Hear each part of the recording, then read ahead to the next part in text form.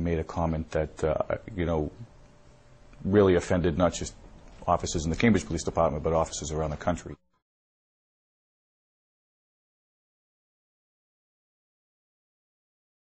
What happened when you got the call to Professor Gates' house? You came after other officers had arrived, correct?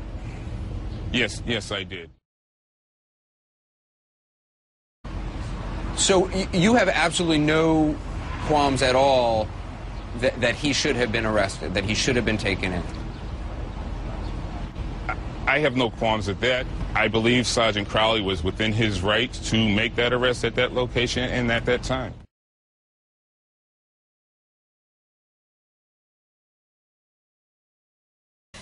Recently, Professor Henry Louis Gates Jr. was arrested at his home in Cambridge. What does that incident say to you? Well, there was a report called into the police station that there might be a burglary taking place. So far, so good, right? So far, so good. They're reporting. The police are doing what they should. There's a call. They go investigate what happens. My understanding is, at that point, Professor Gates is already in his house. And while I was on the phone, a Cambridge policeman showed up on my porch.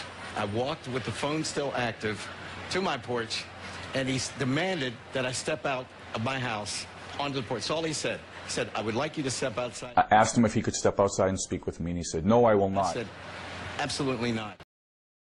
So, Dad, why? Because if I had stepped out on the porch, and it's important for all people to know this about the police, if I had stepped outside of my house, he couldn't come in my house legally without a warrant. He couldn't arrest me without a warrant.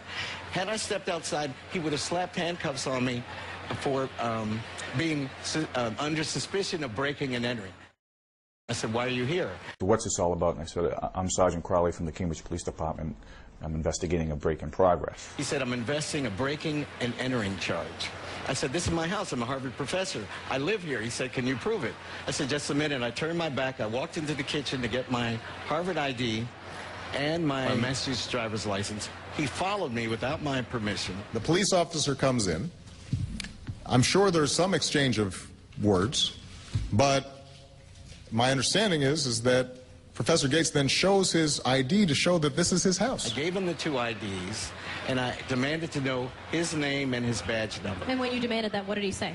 He wouldn't say anything. He was just very upset. He was trying to figure out who I was. He was looking at the ID. He didn't say anything. And I said, why are you not responding to me?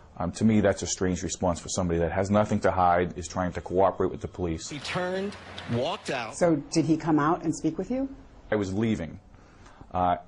As I reached the porch, I was aware that now he was following me because he was still yelling. His back on me, walked out. I followed him onto my porch. It looked like a police convention. There were so many policemen outside.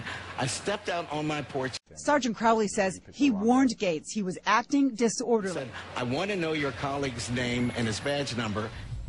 And at that point, he gets arrested for disorderly conduct. And this officer said, thank you for accommodating my earlier request.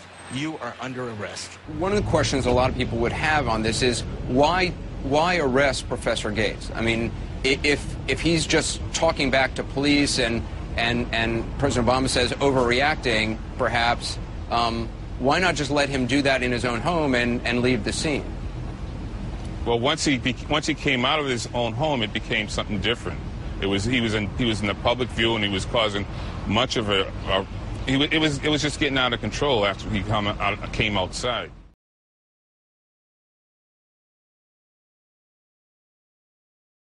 But he was on his front porch, right? He's outside. He's outside. I arrived on the scene. There was Sergeant Crowley and Officer Figueroa were inside the building, or inside the house. I stepped in the sidewalk where the caller was on scene, and she was giving a interview with Officer Rosa. We were speaking to her, and I sent another couple of officers inside to see what was going on. I stayed out with Officer Rosa. I heard the comment, I'm being placed under arrest in my own home. I think it's fair to say, number one, any of us would be pretty angry. Number two, that the Cambridge police acted stupidly in arresting somebody when there was already proof that they were in their own home. This definitely was not a case where it was involving racism. You came after other officers had arrived, correct? Yes, I did. And my tumultuous, outrageous action, Tom, was to demand that he give me his name and his badge number. Would it have been different had I shown up first? And I think it probably would have been different.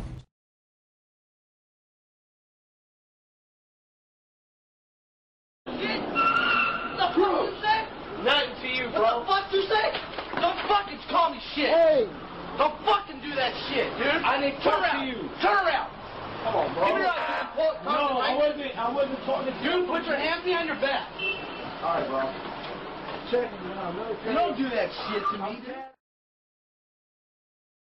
That's Captain Wilson saying to his driver, do not move the truck. The truck's providing safety. Now they're arguing. Fire Captain David Wilson goes back to the patient, but Greaves again demands the pumper be moved. He starts to walk away, but then pulls Captain Wilson away from the patient, handcuffs him, and arrests Wilson. I didn't even do anything. I didn't hear. First of all, you disrespected me, this badge, and my department. You understand me? When I'm talking to you, you shut your mouth and you listen. Now, the sooner you learn that, the longer you're going to live in this world. Somebody's going to kill you. Fear leads to anger. Anger leads to hate. Hate leads to suffering.